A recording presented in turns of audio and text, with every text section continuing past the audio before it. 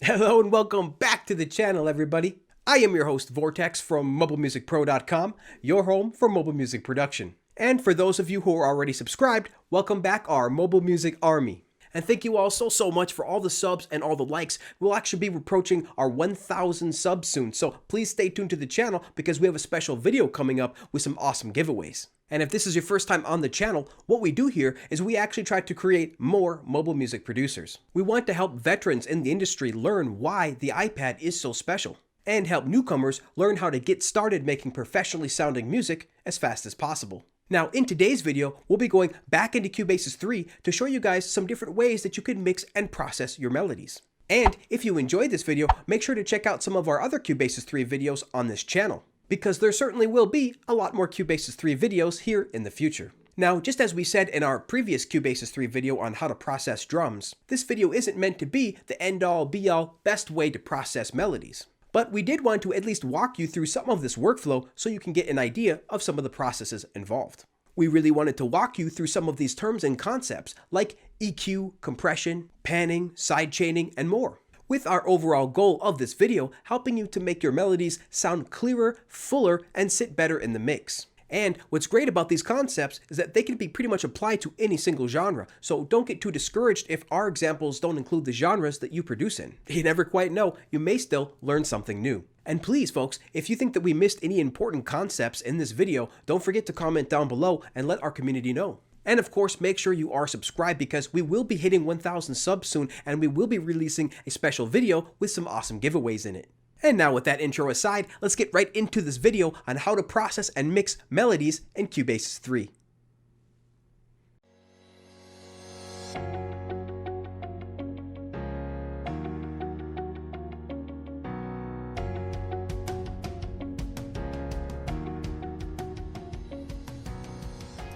Okay, we have an 8-bar loop pulled up here from a song we did called Rock Sky that we're actually going to be working with today. We're essentially going to be showing you panning, volume, and effects, which when used together is known as mixing.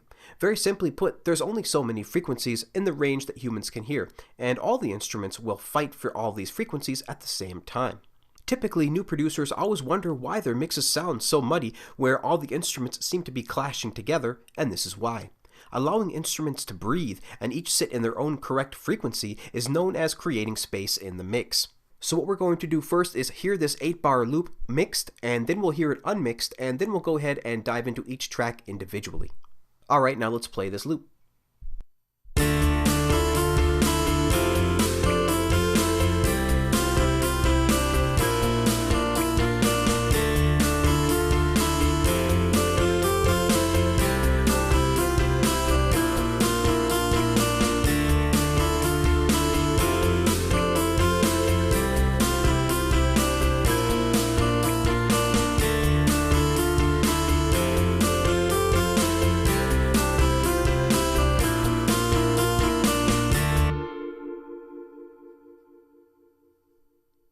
Okay, so now let's hear the completely unmixed version where all the levels are set to 0 and there are no additional effects or panning.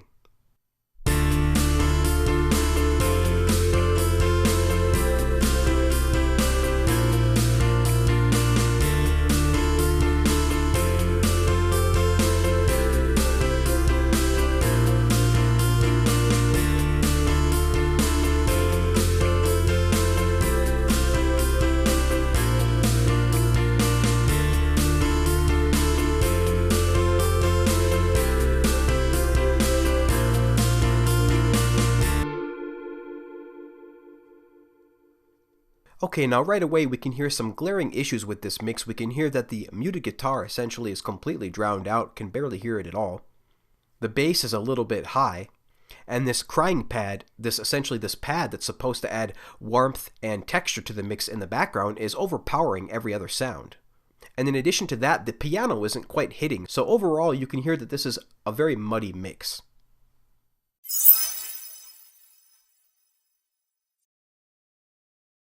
Okay, so the first thing we're going to do here is adjust the levels, because that is the most important part of any mix, is the volume of each individual track.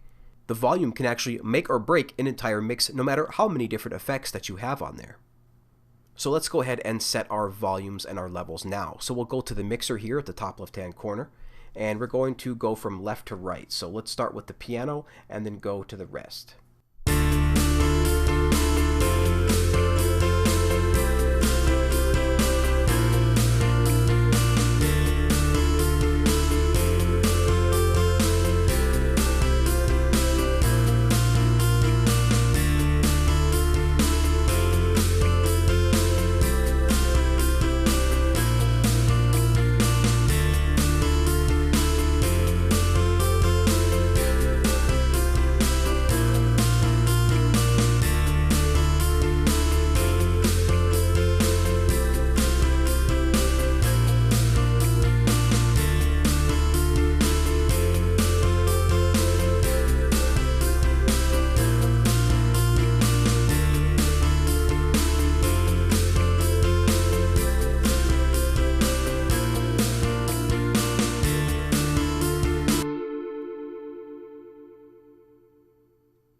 Okay, some of the instruments are becoming more clear in the mix now. Let's go ahead and mute the drums so we can focus on these melodies.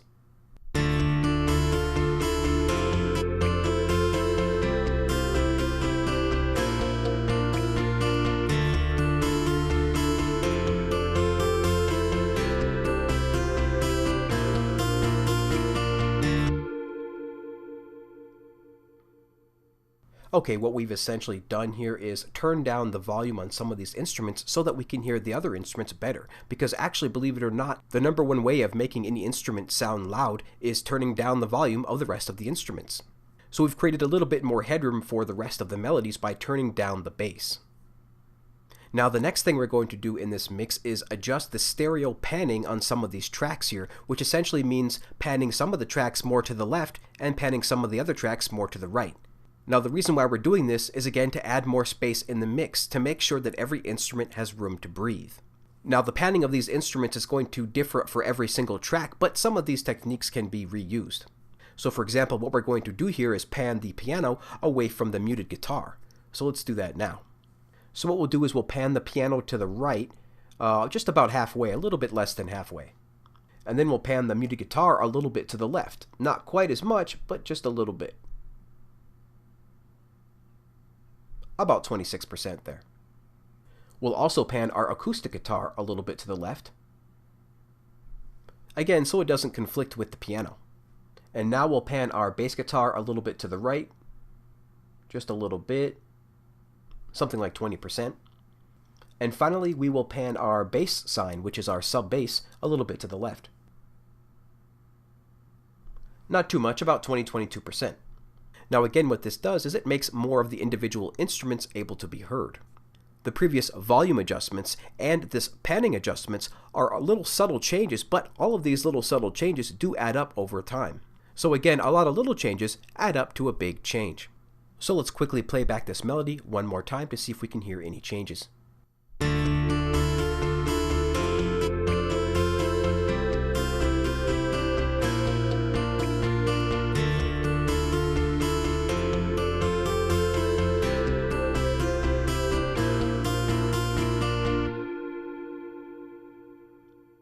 So right away we can notice that we can now hear the muted guitar a little bit better and the piano a little bit more clearer.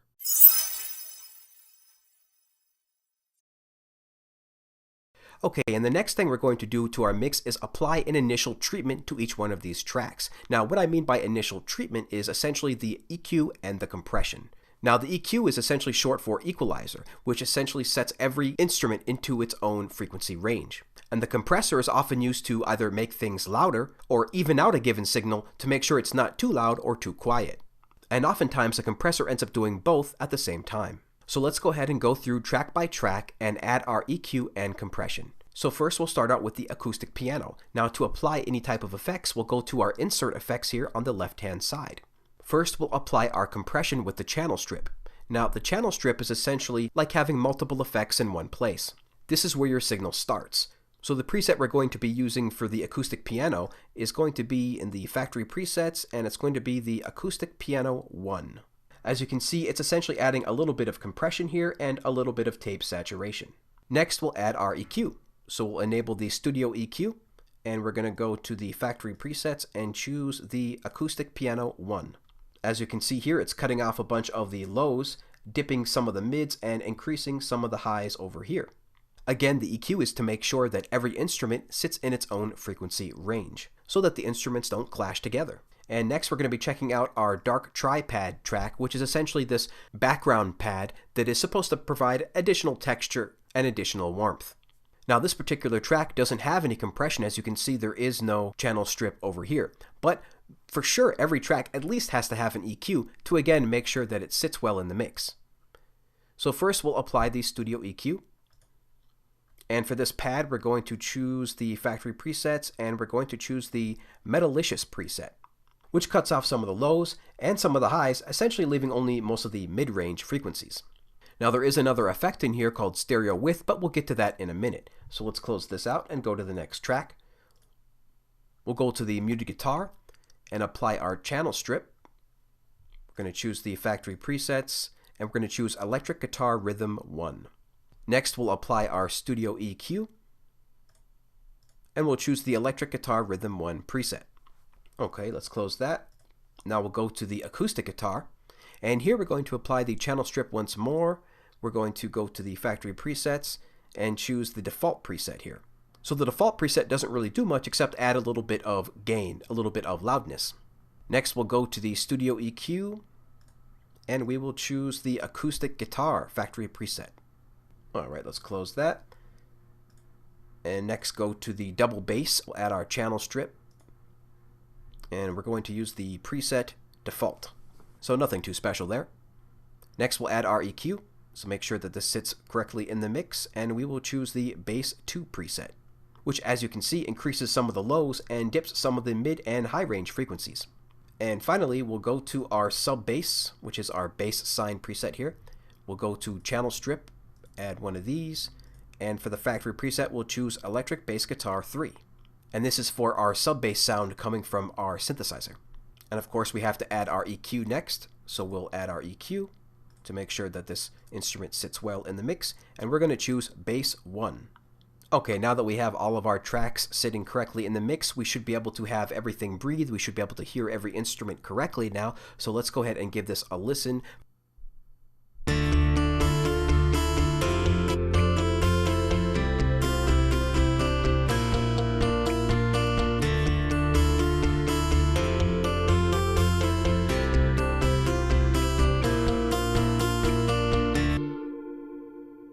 So right away you guys can hear that the acoustic guitar is a little bit louder, a little bit fuller. We can clearly hear that muted guitar pick, and we have much more warmth from both the bass and that pad complementing each other. So let's turn on the drums now.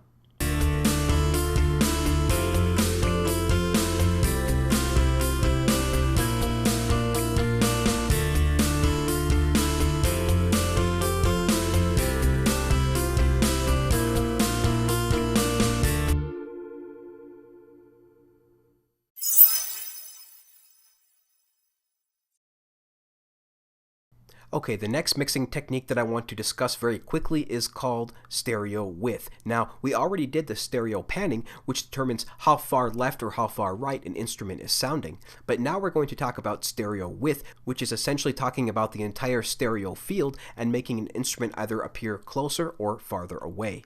So typically what the stereo width does is it spreads out a sound farther away and to the edges of the stereo periphery. So you can imagine on stage where you have guitarists in the front and the person on the piano and the keys in the background.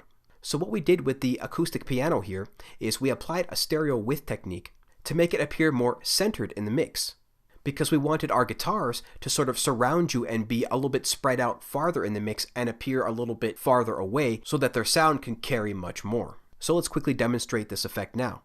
We'll play the piano and we'll enable and disable the effect as it's playing.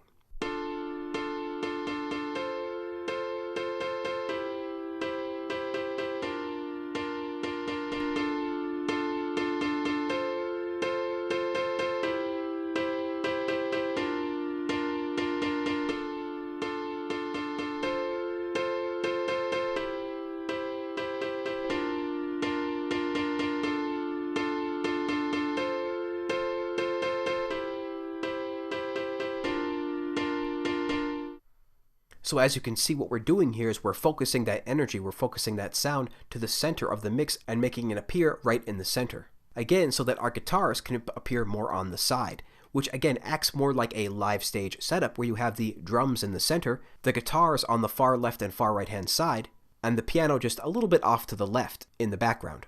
Let's apply this technique to our pad track. And as you can see here on our pad track, we have this spread all the way out to the edges of the frequency spectrum. We have the speakers here at 178%. And that of course is typical of a pad because we want this to sort of add just texture and sort of be in the background. If we go back to our piano and click on our stereo width, you can see that we have that very short at 70%, which again means we want that right in the center, so we want that sort of in the forefront of the mix. So let's quickly solo this pad with this effect on and off.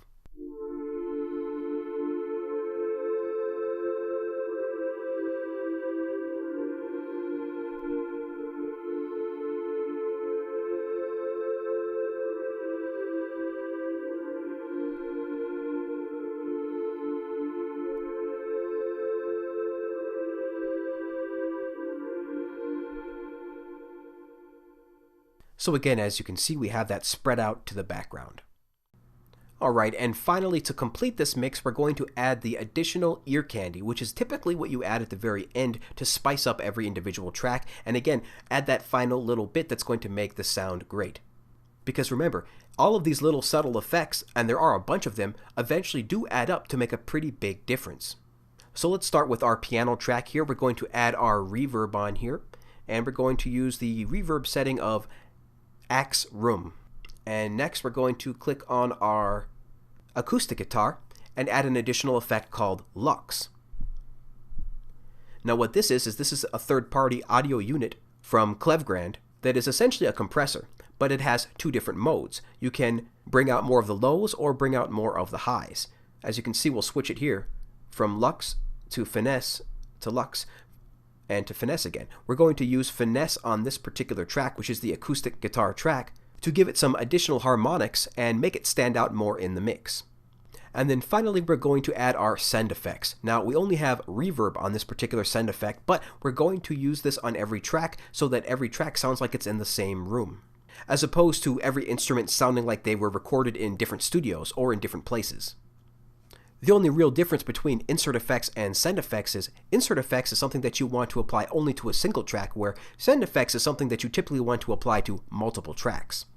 So let's engage our send effects now. Go to the send effects and turn on the reverb, which is currently set to the Dark Hall preset. And again, this same preset will be used for every track using this send effect. Okay, now that we've applied our proper levels and our volumes, we've made sure that every track was loud enough and didn't get too soft or too loud by adding a compressor to most of the tracks. We've made every track sit well in the mix with EQ, and we've added some additional ear candy like reverb. So now let's go ahead and hear what this loop sounds like fully mixed.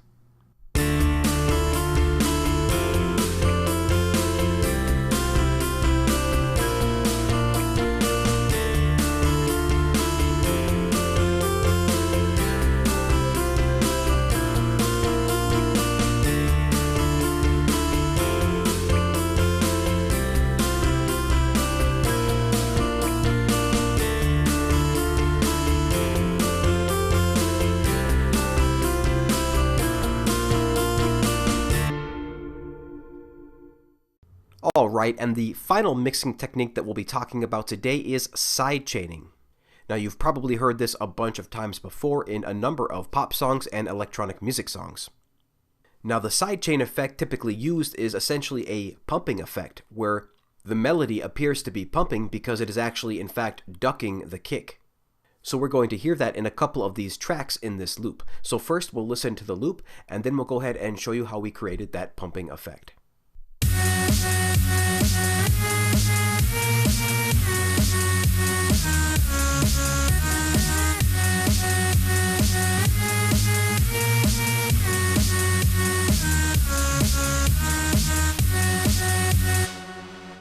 Alright, as you can hear, there is that pumping sound in there that sort of makes you nod your head up and down, that again is found typically in a lot of electronic dance music genres. Now we're currently only applying this sidechain type effect to 2 different tracks, and one of those tracks is the main melody, and the second is that big thick supersaw melody. So let's quickly solo these 2 tracks so you can hear them individually.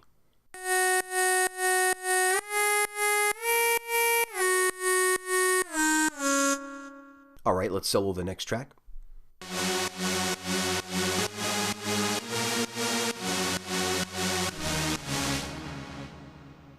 Okay, now let's take a look at the effect that we used to create that. Because Cubasis 3 doesn't come with this ability to create this sidechaining effect natively, we did use a third-party AUV3 app, and that app is called Pump House from Audio Damage. So let's take a look at that now.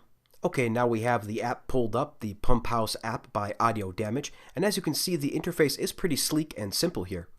Because this app is so singularly focused on this one single effect, there's really not a whole lot of controls that you end up having to mess with. In fact, for the 2 tracks that we used this effect on, we just went with the 4 on the floor preset and then simply adjusted the ratio from 5:1 down to 2:1. So it really ends up being a very easy to use, set it and forget it app that will work in any one of your favorite DAWs. And that is the sidechain effect, folks, shown here in Cubasis 3.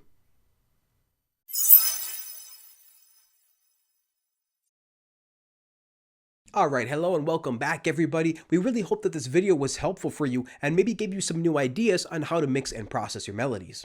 And remember, we work hard to bring you these videos, folks, so make sure to smash the likes and subscribe if you are enjoying this content. And please guys, if you do use different apps to achieve some of these similar sonic results, make sure to let us know in the comments below. And also don't forget that if you did enjoy this video, we have a bunch more Cubasis 3 videos on this channel and we'll have a bunch more in the near future. And again, we just wanted to thank all of our fans. Thank you so much for all of the likes and all of the subs for getting us to 1,000 subs. We are looking forward to getting to 5,000 subs as well. But before then, we do have a special 1,000 sub celebration video coming up with some awesome giveaways in there. So make sure to stay tuned. So until next time, stay safe out there, folks, and keep talking music, and we'll see you later.